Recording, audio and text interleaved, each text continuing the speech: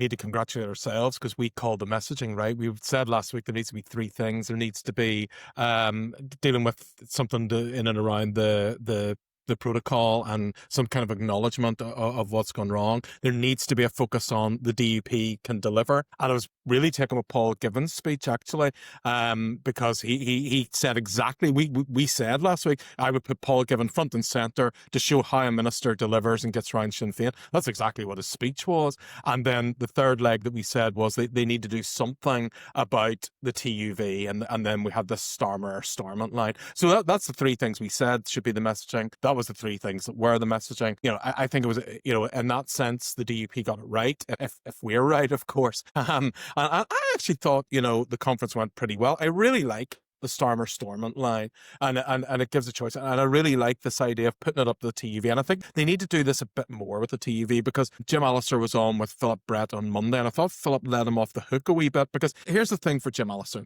Jim, we bring down the executive, we bring down Stormont. What next? What next? Well, we know what history tells us that the civil servants run Stormont for a while, and then the government threatens joint authority, and then unionists come back. So what's your plan? How is bringing down the executive going to bring what you want when history tells us that's not going to happen?